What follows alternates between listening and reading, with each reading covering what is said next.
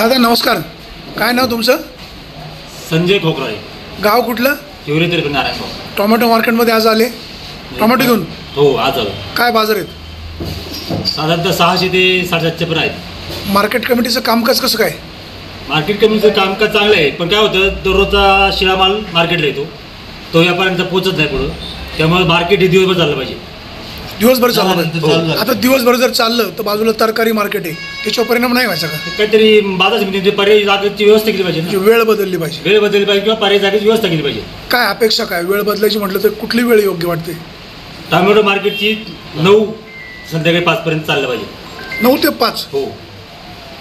त्या दिवशी माल तुटतो, त्या दिवशी तो माल जर मार्केटला आला, व्यापाऱ्यांनी संध्याकाळी तो पुढे पाठवला तर त्यांचे पण 2 रुपये कटतील. आता आपण लोकसभेच्या निवडणुका नुकत्याच झाल्या. हो. पवार साहेबांना म्हणजे महाविकास आघाडीला उद्धव साहेबांना चांगलं यश मिळालं. हे कशाचं द्योतक? शेतीला बाजार एकदम कमी होता, कांद्याला बाजार नाही, दुधाला बाजार नाही. एकंदरीत दुधाची परिस्थिती आज 26 रुपये लिटर दूध आहे आणि खाद्याचे भाव 1650 1700 रुपये खाद्य आहे.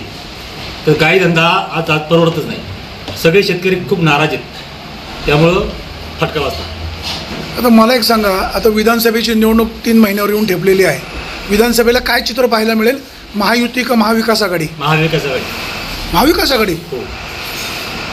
शरदत्त सोनवणे, आशाताई बुचके, अतुल बेनके, सत्यशील शेरकर, माऊली खंडागळे, मोहित टमाले अशी 4-5 नावं पुढे येतात. सत्यशील शेरकर हे ना, हे उसाच्या माध्यमातून जुन्नर तालुक्यात घरोघर पोहोचलेले, ते 1 नंबर निवडून येणार. सत्यशील शेरकर? हो.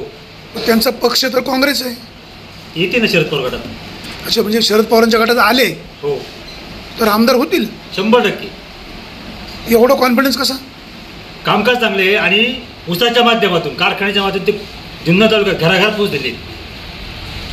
सत्यशील शेरकरांची एवढी लोकप्रियता आहे? हो आहे. विद्यमान आमदार अतुल बेनके, त्यांची आता लोकप्रियता ते अजित पवार, शिंदे गट, शरद पवार गट यांचं काही ते असं नाही. त्यांनी निधी एवढा करोडो रुपयाचा आणला. लोकांना ते निधीचं काही पडलेलं नाही. फक्त तुम्ही जे काही जागी स्थिर राहा ना पुढे. शरदत्त सोनवणेंनी कोटी रुपयाचा निधी आणला. निधी आणला ठीक आहे, पण शेतीला बाजारच नाही ना. आशाताई बुचके यांच्या माध्यमातून सर्वसामान्य माणसांना रोखठोक न्याय मिळतो. हो बरोबर आहे, पण त्यांचा पक्ष भाजप आपल्याकडे जुन्नर तालुक्यात भाजप पक्ष जवळजवळ नाहीची. तुम्ही शेरकरांचे काही नातेवाईक आहे का? नाही, नातेवाईक वगैरे कोण नाही. ऊस उत्पादक की. शेरकरांचे एवढे फॅन का? कामकाज चांगले. त्यांनी आज 5 वर्ष कारखाना व्यवस्थित चालवला आहे, 10 वर्ष.